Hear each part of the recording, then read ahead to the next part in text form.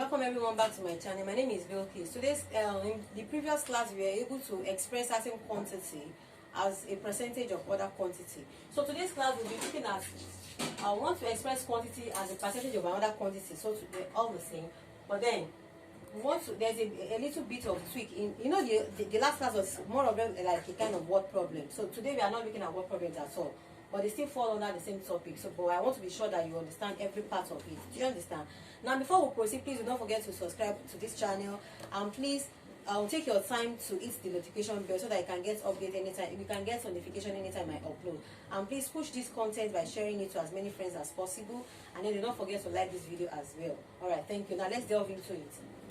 Now we want to express the first quantity as a percentage of the second quantity. What does that mean? It means, because I have two quantities here, I have grams and kilogram, I have meter and kilometer, I have centimeter and what meter. So what this is going to do is we want to express gram as a percentage of kilogram, just like I want to express meter as a percentage of kilometer, I want to express centimeter as a percentage of what? Meter. Does that make sense? Now let's take it one by one.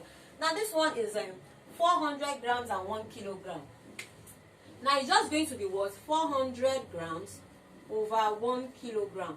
But don't forget that when we are expressing a quantity to another quantity, when we are expressing a quantity as a fraction or as a percentage of another quantity, we need to start from the fact that both of them, we need to make sure that they are both in the same quantity. Now if you look at these grams and kilograms, they are not in the same quantity. We need to ensure that their quantities are both what? They are homogeneous, they are the same. Is that clear?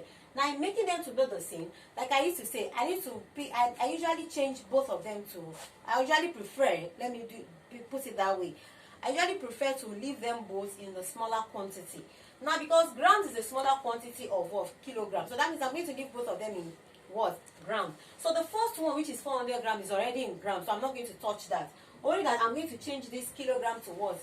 Grams, to make them align. Now how many grams make 1 kilogram? 1000 grams make 1 kilogram. So meaning that if 1000 grams equals to 1 kilogram, that means this my denominator here is going to be what? 1000. So that means I will have 400 over 1000. So they are both in grams now anyway.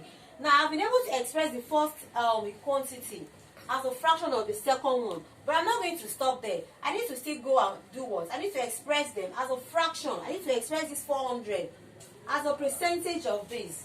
Now I need to take it to fraction what? Then I'll now take it to what? Percentage. Now 400 over 1000, I'll be able to establish the fraction. Then by taking it to percentage that they said we should do, that means I'll multiply by what? 100. Does that make sense? Now let's see which one is going to divide which one. These two zeros, we cancel these two zeros. Is that taken? Now this 0, we cancel this 0. So what do I have left at the denominator side? I have just 40 here. Divide by, what do I have left here? I think I have 1. So my final answer is what? 40%. Because we are asked to express the first quantity as a percentage. So my answer is going to be in what? Percentage. Does that make sense? Okay. Now the next one is what? 25 meter and 1 kilometer. Now before I go, I need to let you know that 1000 meter makes 1 kilometer. Is that clear?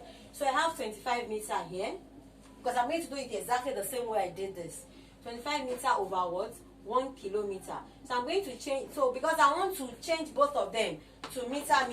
You might decide to change your own to both kilometer, but I usually prefer to change it to a smaller quantity. Because as of meter and kilometer, the meter seems to be the smaller quantity. It's not even same. The meter is actually the smaller quantity when you compare it to what? Kilometer.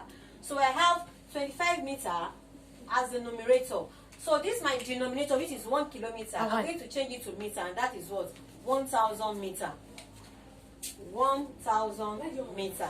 Now the fact that they say I should express it as a percentage of this, that means I'm going to multiply it by what? 100. Is that clear? Now let's take it one by one. This 0 cancel this 0. This 0 cancel this 0. So what am I left with? I'm left with 25 up and 10 down. So what can I possibly divide both with? I can use 5 to divide both of them. How many 5 can I get here? 2. How many 5 can I get to 25? 5. So what do I have at the end of the day? I have 5 over 2. Now I can still divide further. How many 2 can I get in 5? Is 2. Because 2 times 3 is 4. Now I'm going to take 4. I'm going to subtract 4 from 5. I'll be left with what? 1. Now it will be 1 over these 2. And that is what? 2.5%. Is that clear? Good. Now let's look at this third example. I have 30 centimeter and I have 1.5 meter. Also, 100 centimeter will give me 1 meter. So this will now be what? 30 centimeter over 1.5 meters. Is that clear? Now this 1.5 meter is the same thing as what? 1.5.